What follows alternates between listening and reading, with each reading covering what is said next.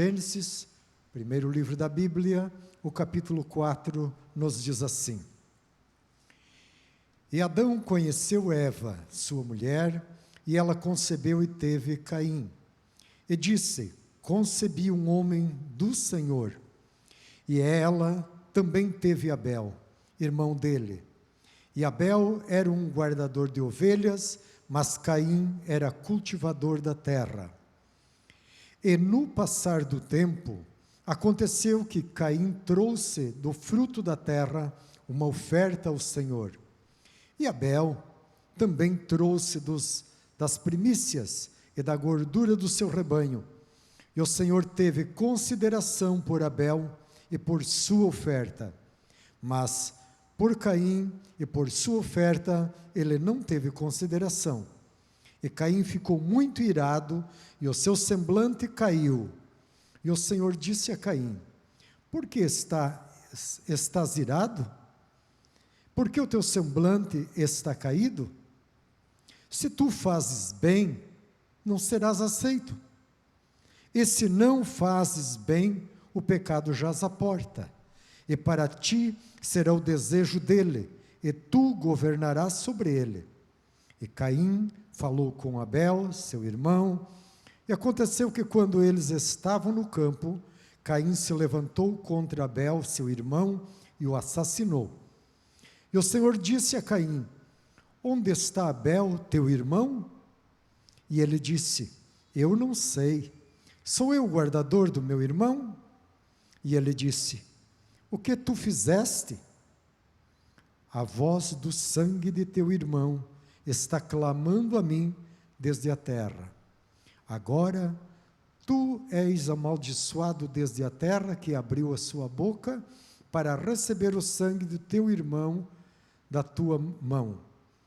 Quando tu cultivares a terra, ela não te dará mais a sua força, e tu serás fugitivo e errante sobre a terra.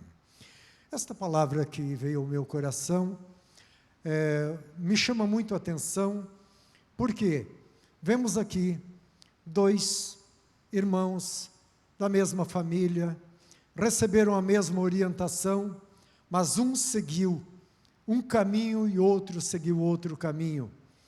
E aqui então nos traz para nós uma orientação, que tudo depende da nossa decisão. Ninguém nasceu para sofrer ou para ir para o inferno. Ninguém nasceu para perecer. A vontade de Deus é que todos se salvem. A vontade de Deus é que aqueles que o amam vivam na sua presença, sejam felizes, aceitos por Ele e agradáveis a Ele. Esta é a vontade de Deus. Assim, aqueles dois irmãos, que assim, cada um em uma profissão diferente, em um trabalho diferente, mas tiveram o mesmo intuito, de oferecer algo a Deus. E aqui, então, nós podemos ver claramente que Deus, primeiro, Ele precisa aceitar a pessoa. Ele precisa ver que realmente a pessoa está se apresentando a Ele, de corpo e alma. Depois Deus aceita o seu sacrifício. E aqui então nós vemos que Caim trouxe a sua oferta. Não quer dizer que foi porque a de Abel era melhor e a de Caim não era boa.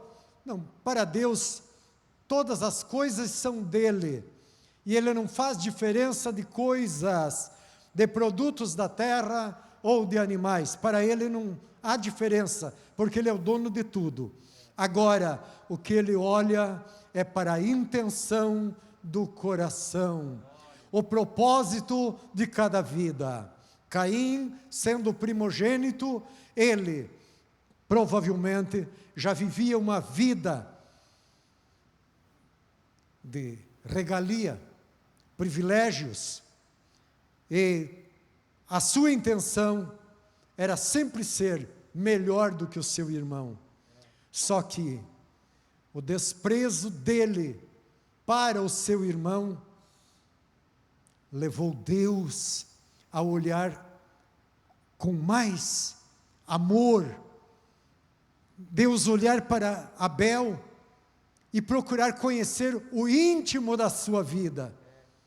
E nesta oportunidade, conforme nós vemos, ele chega para apresentar o seu sacrifício e Deus não recebe, porque a Deus ninguém engana. Ao homem, às vezes já é difícil de enganar. Imaginem a Deus que vê todas as coisas. Quando Samuel estava à procura de um rei para Israel e foi até a casa de Jessé, Deus disse para Samuel: olha, Samuel, eu não vejo como o homem vê. Então veja bem como você vai fazer essa escolha, porque eu estou olhando é para o interior. Então, meu amado irmão, prezada irmã, devemos entender que Deus nos vê como nós somos, como realmente nós somos.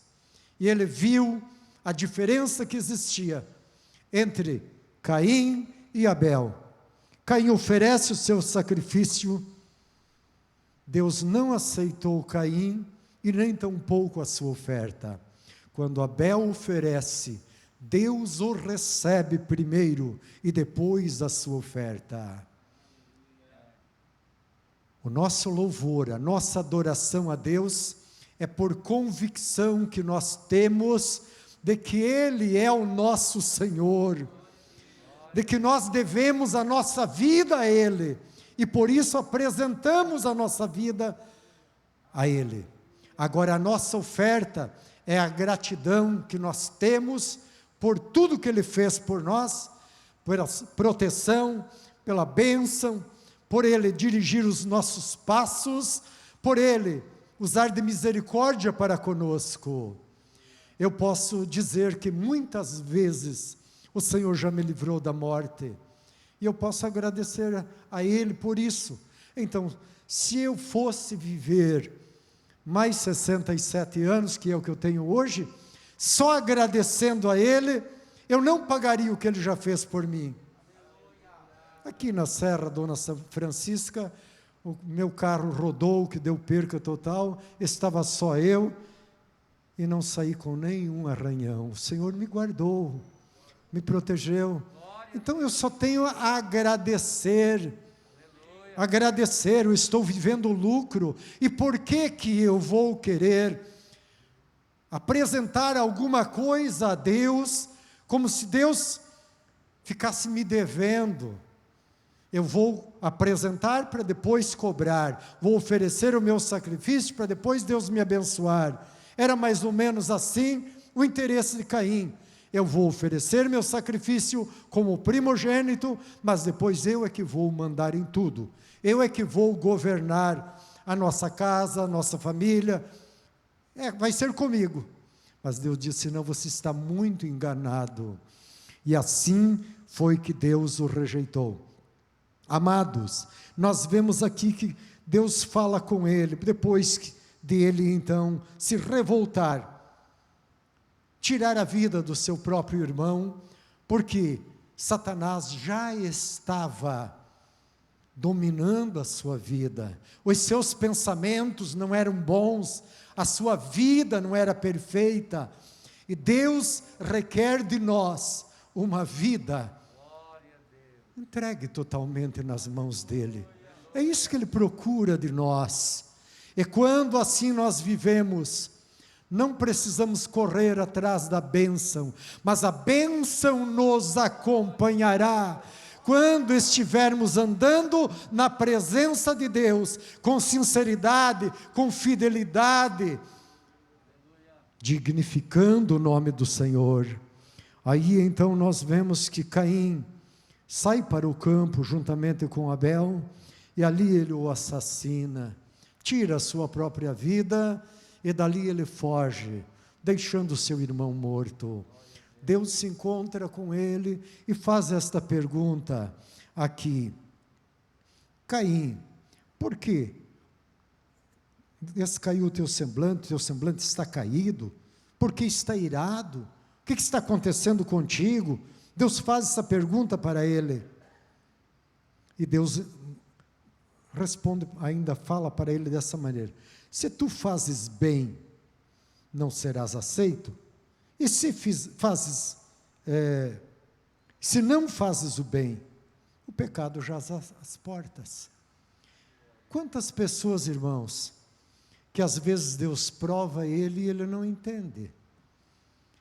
Ele diz: eu já fiz tanto pela obra de Deus, já fiz tanto por os outros, e por mim ninguém faz nada, não vou mais fazer. Caim pensou assim, dessa maneira, e Deus não se agradou. E disse para ele: se você fazendo o bem, você não é aceito, imagine se você fizer o mal. Se você fizer o mal. Então, amados, nós precisamos de toda maneira procurar evitar o pecado, evitar aquilo que entristece a Deus, evitar aquilo que pode manchar a nossa alma, que foi comprada pelo preço do sangue de Jesus Cristo. Dar lugar ao Espírito Santo de Deus, para Ele dirigir a nossa vida, porque quando somos guiados pelo Espírito Santo de Deus, aí nós não temos prazer de errar, não temos prazer de pecar, mas prazer de servir e adorar o Senhor.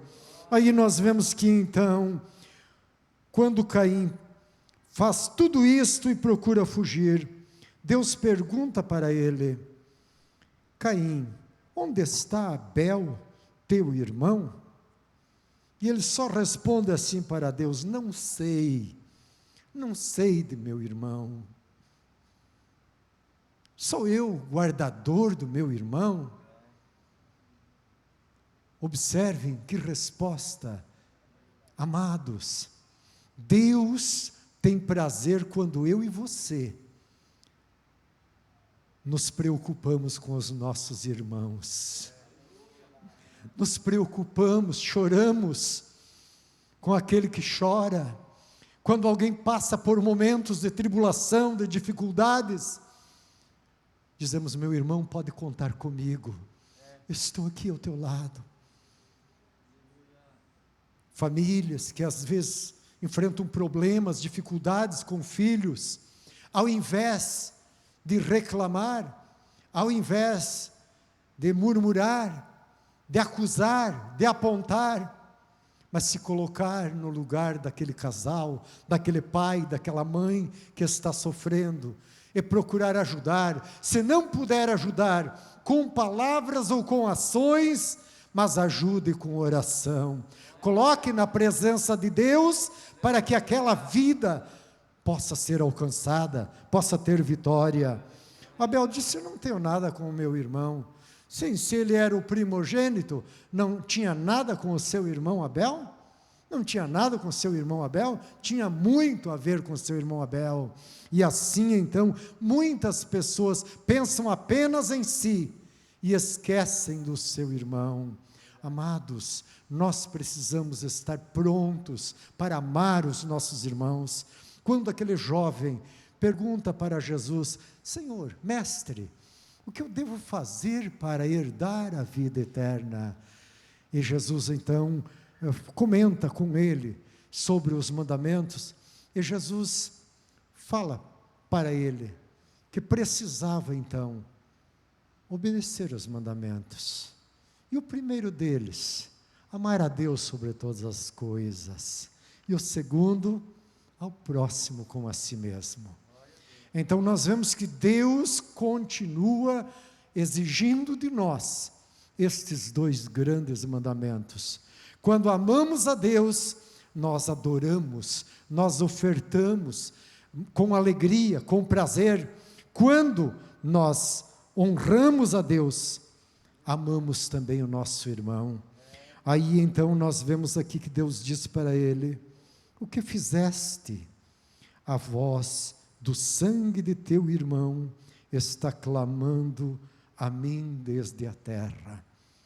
Quantas pessoas não matam o seu irmão com arma, mas muitas vezes matam o seu irmão com uma palavra, com um desprezo. Mata o seu irmão, muitas vezes com uma calúnia, falando o que não deveria falar, dizendo aquilo que não deveria dizer, tomando certas atitudes que não deveria tomar. Por isso, Deus pede para mim e para você: aonde está o teu irmão? O que você tem feito por o teu irmão? Quando a igreja do Senhor faz algo por os seus irmãos, a igreja do Senhor cresce. A igreja primitiva, diz-nos a palavra, que eles viviam todos juntos em comunhão, tinham tudo em comum entre eles, se amavam e procuravam seguir os ensinamentos dos apóstolos. E o que acontecia? E o Senhor operava maravilhas, e acrescentava o Senhor a cada dia à igreja aqueles que se haviam de salvar.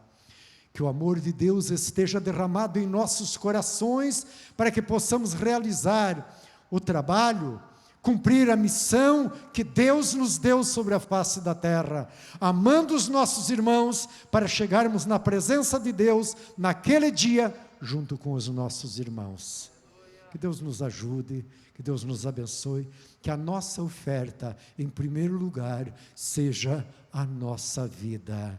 Que Deus possa olhar para nós e ver que realmente estamos apresentando a nossa vida, sem qualquer reserva, nossa vida inteira para o Senhor.